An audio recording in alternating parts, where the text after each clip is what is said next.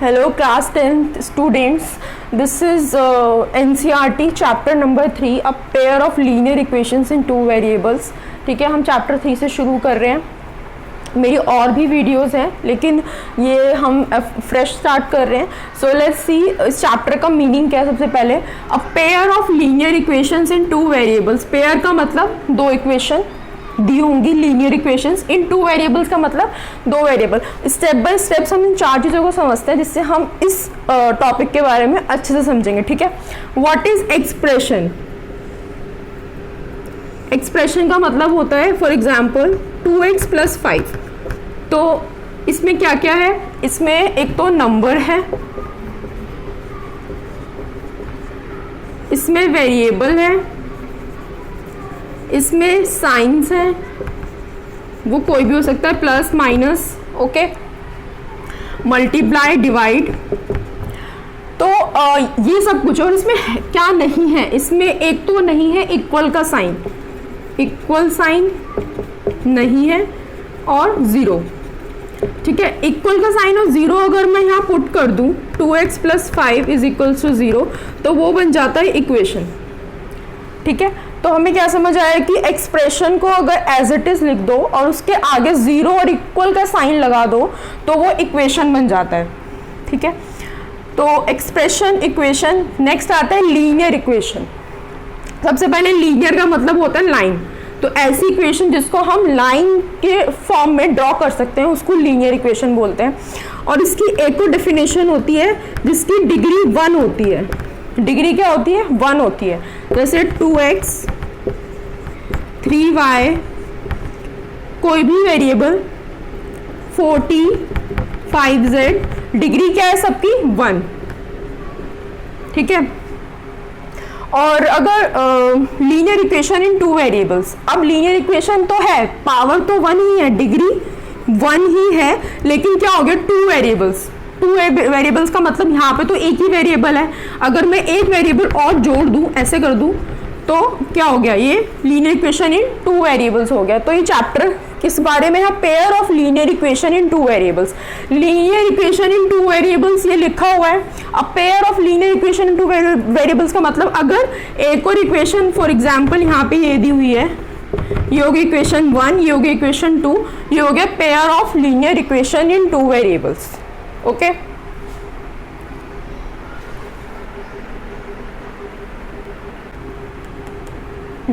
हमने समझ लिया कि दो पेयर कैसे होंगे। अब इस पूरे चैप्टर में हमें करना क्या है, इस पूरे चैप्टर में हमें डील करने हैं ऐसी साइमल्टेनियसली दो पेयर ऑफ इक्वेशंस के साथ। उनका फॉर्मेट कैसे होगा, a1x, ऐसा कुछ में एनसीईआरटी में मिलेगा, a1x + b1y + c1 = 0, a2x + b2y + c2 = देखो। अब देखो इसमें क्या है, इसमें फर्स्ट इक्वेशन ये है, सेकेंड इक्वेशन ये है। a1 क्या शो कर रहा है, x का वेरिएबल फर्स्ट इक्वेशन में, a2 क्या शो कर रहा है, x का वेरिएबल सेकंड इक्वेशन में, b1 क्या शो कर रहा है, y का वेरिएबल फर्स्ट इक्वेशन में, b2 क्या शो कर रहा है, y का वेरिएबल सेकंड इक्वेशन में, c1 कांस्टेंट शो कर रहा है फर्स्ट इक्वेशन का और c2 कांस्टेंट शो कर रहा है सेकंड इक्वेशन का। ठीक है, ऐसा फॉर्मेट हमें मिलेगा। अब आगे देखते हैं method of solving a pair of linear equation in two variables. अब टू वेरिएबल्स का फॉर्मेट कुछ ऐसा होगा, उनको सॉल्व करने के तरीके क्या क्या होंगे। दो ही तरीके हैं इस चैप्टर में, पूरे चैप्टर में एक्सरसाइज उन पर अलग अलग डिपेंड है। एक ग्राफिकल मेथड है, ठीक है, और एक एल्जेब्रिक मेथड है। एल्जेब्रिक मेथड में फर्दर 3 मेथड है, सब्स्टिट्यूशन, एलिमिनेशन, क्रॉस मल्टीप्लिकेशन, वो हम आगे पढ़ेंगे।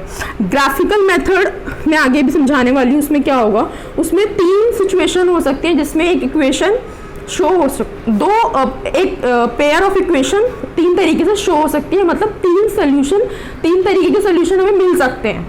ठीक है, ओके, ग्राफिकल मेथड हम शुरू करते हैं। ठीक है, उसमें पहली सिचुएशन आएगी, तो देखते हैं इक्वेशन 1 और इक्वेशन 2 दे रखा है। ठीक है, तो पहली सिचुएशन में होगा कि a1/a2 is not equal to b1/b2। ये तुम्हें एनसीईआरटी में मिलेगा। इसका मतलब क्या है, इसका मतलब है कि x वेरिएबल फर्स्ट इक्वेशन में जो है उसका जो कोफिशिएंट है और जो सेकंड इक्वेशन x का कोफिशिएंट है वो उसका रेशियो इक्वल नहीं है। y के कोफिशिएंट और सेकेंड इक्वेशन के y के कोफिशिएंट के रेशियो के, ठीक है। a1 is upon a2 is not equal to b1 upon में b2। ओके, तो हमें कैसे पता चला, हम पहले लिखेंगे इनके कोफिशिएंट क्या है। a1 अपॉन a2 है 1/3, इसका 1 है, इसका 3 है, इसका -2 है, इसका 4 है, ठीक है। और c में इसका 0 है, इसका -20 है, ठीक है। और एक बात और, जब हम कोफिशिएंट लिखते हैं कांस्टेंट वाला, वो हमेशा इक्वल टू 0 करके फॉर्मेट में, मतलब ऐसे नहीं होना चाहिए कि 3x + 4y is equals to 20, -20 करके इक्वल 0 करके, ये राइट फॉर्मेट है, जैसे ये है, ठीक है। तो a1 अपॉन में a2 is not equal to b1 upon में b2, ये तो हो गया सिचुएशन। उसके बाद हम इक्वेशन फर्स्ट लेते हैं। अब ये हम क्यों कर रहे हैं पूरा का पूरा, ये हम कर रहे हैं ग्राफ बनाने के लिए, ठीक है। 9th क्लास में आपने पढ़ा होगा। इक्वेशन फर्स्ट ली 2x - y is equals to 0, उसकी वैल्यूज़ पुट करी। इक्वेशन 2 ली 3x + 4y - 20, उसकी वैल्यूज़ पुट करी और वैल्यूज़ निकली। उनको ग्राफ पे प्लॉट किया।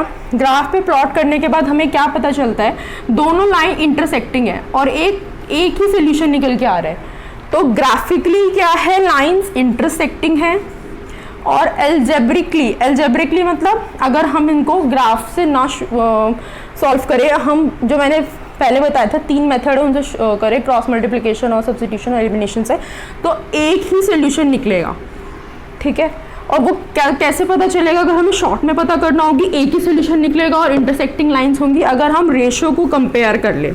और x के जो कंपोनेंट हैं, कोफिशिएंट हैं, और y के जो कोफिशिएंट हैं, वो अगर इक्वल ना आए रेशियो, तब ये आंसर आएगा। क्लियर। सिचुएशन 2 आपको एनसीईआरटी टेबल में मिलेगी, एक टेबल बनी होगी, ठीक है। उसमें मिलेगा a1 अपॉन में a2 is not equals to b1 upon में b2 is equals to c1 upon में c2। इसका मतलब क्या है, इसका मतलब है कि जैसे मैंने पहले बताया था, x का कोफिशिएंट का रेशियो, y का कोफिशिएंट का रेशियो, दोनों इक्वेशन का और कांस्टेंट का जो रेशियो है वो इक्वल है, सब इक्वल है, ठीक है। जैसे देख लो यहाँ पे 2/4, 3/6 और -9/-18, तो सब इक्वल है। अब हम ग्राफिकली देखते हैं कि क्या होगा। ग्राफिकली हमने प्लॉट करने के लिए, जैसे हम 9th में करते थे, टेबल वेबल बनाएंगे और हम देखेंगे यहाँ पर कि जो लाइन है वो एक दूसरे पे ओवरलैप कर रही है, दोनों इक्वेशन की। तो इसका ग्राफिकल आंसर क्या होगा,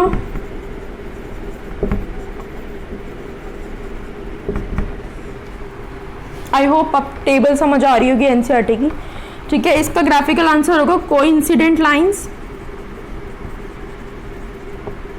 और इसका एल्जेब्रिक आंसर होगा